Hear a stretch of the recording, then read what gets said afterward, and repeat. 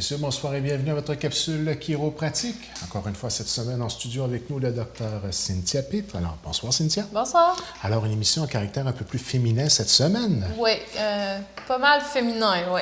Pas besoin de souffrir pour être belle. C'est ça, exactement. Donc, on sait qu'on a certains accessoires qui sont plus caractéristiques de la jante féminine. Donc, tout d'abord, le soutien-gorge. Donc, on sait qu'il y a quand même 80% des femmes qui ne porteraient pas la bonne taille de soutien-gorge. Donc, c'est quand même... Oui, quand j'ai lu ça, je restais bête moi aussi. Je pensais pas que c'était à ce point-là. Donc, il n'est pas rare d'observer des tensions importantes au niveau de la colonne vertébrale à la hauteur de la tache du soutien-gorge. Puis ça, c'est vraiment chez une très grande proportion des femmes. Puis, c'est vraiment un mauvais choix de soutien-gorge qui peut entraîner une gêne respiratoire, des douleurs au dos, des blessures aux épaules, des tensions entre les omoplates, puis même accentuer d'autres problèmes comme par exemple le syndrome du tunnel carpien. Ah, oui. Donc, c'est vraiment très important de savoir bien ajuster son soutien-gorge et de choisir un bon soutien-gorge. Puis pas nécessairement facile d'avoir les conseils adéquats pour faire un choix éclairé. Hein? Exactement. C'est sûr qu'idéalement, c'est d'aller dans les boutiques spécialisées, mais tu sais, des fois, les gens ne sont pas nécessairement à l'aise. Donc, c'est de prendre des fois les mesures à la maison. C'est sûr que c'est pas évident, tu sais, mais idéalement, si vous pouvez aller dans les boutiques spécialisées, les gens qui sont là devraient être capables de vous aider pour vraiment choisir le bon. Donc, c'est sûr que pour éviter que le poids de la poitrine féminine cause des tensions sur les articulations des épaules, de la nuque et le dos, le soutien-gorge va être bien ajusté sous le buste, puis également au niveau des bretelles. Il doit aussi être de la bonne taille au niveau du buste et à la poitrine. Puis enfin, pour avoir un soutien adéquat, il faut vraiment que ces ajustements-là soient bien faits sur à toutes les parties et les bretelles aussi, c'est très, très important parce que souvent, la largeur de la bretelle va varier en fonction de la taille du bonnet.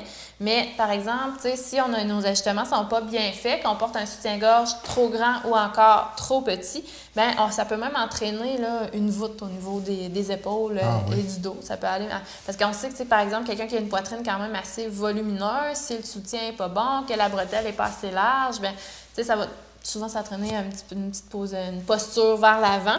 Donc, c'est vraiment le bon choix et l'ajustement adéquat du soutien-gorge qui sont essentiels pour être confortable toute la journée puis conserver un bon maintien là, puis une posture adéquate. Et pour une femme qui a une pratique sportive un peu plus, disons, quotidienne... Bien, exactement. Ouais. Là aussi, il y a des... Il faut faire attention. C'est ça, il y a des soutien-gorge pour une soirée de bal versus un soutien-gorge. C'est pas du tout la même chose. Exactement. Là, donc, quand on fait du sport, ça prend un support accru. Donc, il y a des soutiens-gorge spécifiques pour la pratique d'activités sportives. Parce que, tu sais, si justement, là, souvent, les gens qui ont une bonne poitrine, si le soutien-gorge n'est pas adéquat, que le soutien n'est pas bon, bien, ils vont nous dire j'ai tout le temps un point dans le dos ou sinon j'ai une pression au niveau des épaules parce que la bretelle fait une pression au niveau des épaules. Donc, ça a l'air anodin, le bon choix de soutien-gorge, mais ça peut amener plein de petits problèmes là, au niveau du haut du dos. Est-ce qu'il serait vrai de dire que parfois, il ne faut pas hésiter à investir quand même le bon prix? Hein? Des fois, on veut y aller à moindre coût, mais malheureusement, ça a des conséquences qui sont parfois très déplaisantes sur le long terme. Exactement. Donc, tu sais, c'est sûr que si on se dit, tu sais, le soutien-gorge à 40, 50 $, moi, je suis pas prête à payer ça. Moi, je vais dans... C'est pas nécessairement que ceux qui sont pas chers sont nécessairement pas bons, mais justement, le soutien peut être moins bon. Donc, à long terme, c'est pas mieux si vous vous retrouvez à avoir des problèmes puis que là, vous devez avoir à dépenser des sous pour régler le problème. C'est pas l'idéal. Mais on n'est pas obligé de tout avoir des soutiens-gorge à prix exorbitant non plus. On en a 2-3 de bonne qualité, puis on peut on les lave simplement un peu plus régulièrement. C'est en plein ça se lave comme toute chose. Dossier sac à main maintenant. Oui, la fameuse sacoche, que des fois, il y en a que ça ressemble plus à une valise qu'à une sacoche, mais bon. C'est sûr que le premier choix qu'on devrait prendre, c'est le sac à dos. Mais ce n'est pas tout à fait le choix mode. Pourquoi? Parce que le sac à dos, il y a 2 bretelles. Donc, en ayant 2 bretelles, la répartition du poids se fait sur les 2 épaules. Donc, ça évite bien des problèmes. Donc, on va essayer d'éviter le sac à bandoulière parce que souvent, qu'est-ce qui va arriver? C'est que les sacs à bandoulière, la sangle va venir comprimer les nerfs qui partent du cou puis qui s'en vont vers l'épaule. Puis, à long terme, ça peut provoquer de l'inflammation puis même des blessures douloureuses. Sauf qu'on sait que la majorité des femmes, qu'est-ce qu'on porte souvent? C'est le sac à bandoulière. Dans la majorité des cas, c'est plus mode, c'est plus beau, c'est bon. Il y a bien des raisons qui font que souvent, c'est vers ça qu'on va se tourner. Donc, à ce moment-là, qu'est-ce qu'on va essayer de faire? C'est opter pour un sac avec une bandoulière qui est assez large puis qui va être quand même réglable. Puis ensuite de ça, on va éviter de toujours porter notre sac sur le même côté. On va essayer d'alterner d'un côté à l'autre. Ça va aider aussi pour soulager un peu là, les épaules. Ensuite de ça, il est important de garder les épaules bien droites et non, parce que des fois, tu sais, notre sacoche, elle a tendance à descendre, puis elle ne veut pas rester. Fait que là, on va comme relever l'épaule un peu comme ça pour garder notre sacoche bien en place. Ça, c'est pas une bonne idée non plus. Il faut essayer de garder vraiment les épaules bien détendues pour justement si notre courroie a tendance à glisser, bien à la limite, on va essayer plus de l'allonger, la rapetisser. Puis d'en avoir une plus large. Souvent, c'est la largeur qui fait exactement. Ensuite de ça, comme je le disais tantôt, il y en a qui ont des femmes qui ont une sacoche qui ressemble plus à une valise que d'autres choses. Comment faire un tri intelligent de ce qui est essentiel? C'est ça. On n'emmène pas tout dans la sacoche, tu sais. Puis on fait le ménage de notre sacoche quand même de façon régulière parce que, bon, je suis une fille, je sais, on met tout là-dedans, puis à un moment donné, ça déborde, puis on ne trouve plus rien de toute façon. Et c'est incroyable qu'est-ce qu'on peut découvrir lorsqu'on prend la peine de faire le ménage. Oui. Des fois, c'est des objets que ça fait plusieurs années qu'on n'a pas vus. Effectivement. Donc, on fait le ménage à l'occasion. On amène juste ce qu'on a besoin pour notre journée. Puis, si on a un sac à main avec plusieurs poches dedans, bien, on va utiliser toutes les pochettes pour bien avoir une bonne répartition du poids. Pas juste, par exemple, la pochette en avant ou juste la pochette en arrière. On va en mettre un petit peu partout là, pour que le poids se répartisse bien. Moi, ma femme, c'est une sacoche 9 en 1. On peut partir 2 semaines en camping, il n'y a pas de problème. Il n'y a pas de problème. On peut presque se casser une jambe puis avoir des attelles dans sa sacoche. Carrément. Les talons hauts, maintenant. Oui, l'autre accessoire fétiche des femmes, le fameux talon haut. Donc, il y a un sondage qui a été réalisé en 2010 au Royaume-Uni auprès de 3000 femmes qui démontre que porter des talons vertigineux peut entraîner vraiment de nombreuses conséquences fâcheuses. Donc, qu'est-ce qui est ressorti vraiment de ce sondage-là? C'est qu'il y a une femme sur 10 qui doit avoir recours aux soins de santé en raison du port du talon haut.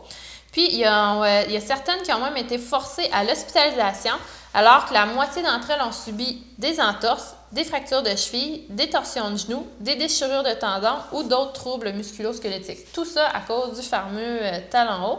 Donc, il y a un fait qui est surprenant aussi, c'est que ce sondage-là démontre qu'il y a 2/3 des femmes interrogées qui préfèrent supporter la douleur que de ranger les souliers, que de changer de chaussures, en fait. Donc, c'est ancré profondément dans ça prend un talon haut. Le culte des femmes. Exactement, c'est en plein ça. Donc, on n'est pas obligé de complètement les éradiquer, ces talons hauts-là, mais on va donner quelques petits trucs là, pour pouvoir les porter de façon plus sécuritaire et plus confortable. Donc, première chose, on va se limiter à un talon d'une hauteur environ de 5 cm, soit 2 pouces. Fait que comme ça, c'est encore quand même pas si mal. Donc, au-delà de cette hauteur-là, ce qui arrive, c'est qu'on risque de nuire à notre posture parce que tôt ou tard, qu'est-ce qui va arriver aussi, c'est qu'on va entraîner des douleurs au dos également. Donc, un talon qui est trop haut fait nécessairement avancer le pied vers l'avant puis arquer les orteils vers le haut, ce qui souvent peut amener aussi des douleurs là, sous le pied. Puis justement, cette posture-là va aussi prédisposer à un rétrécissement du talon d'Achille. Le talon d'Achille, c'est le tendon d'Achille, c'est le tendon derrière la cheville, en fait, derrière la jambe, le gros tendon là, qu'on a juste au niveau du talon. Puis ça va amener aussi une contraction au niveau du mollet. Un talon de 5 cm tout au plus, bien, dans le fond, c'est un bon compromis qui va pouvoir procurer le style, mais sans trop là, amener de soucis de santé. Donc, maximum 2 pouces, votre talon haut. Le 3 pouces et demi, le 4 pouces, on essaie de mettre ça de côté. Ensuite de ça, bien, si on porte le talon, on va essayer de ne pas le porter à tous les jours. Dans le fond, notre pied et notre jambe ont quand même besoin de repos. Donc, on va essayer, à la limite, peut-être juste le talon haut, les occasions spéciales si possible. Sinon, bien, étant donné que ça augmente la lordose au niveau lombaire, bien, ça crée plus de pression au niveau du bas de dos puis au niveau du bassin. Donc, c'est pour ça qu'on va essayer de s'accorder un petit peu de répit là, à l'occasion, quitte à avoir peut-être 2 paires de chaussures, par exemple.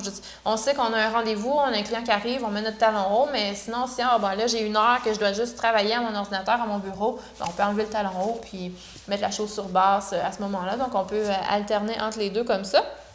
Finalement, on va surveiller notre posture debout. Donc, la tête, les épaules, les hanches et les chevilles doivent être dans le même axe, puis les épaules doivent demeurer basses et relâchées.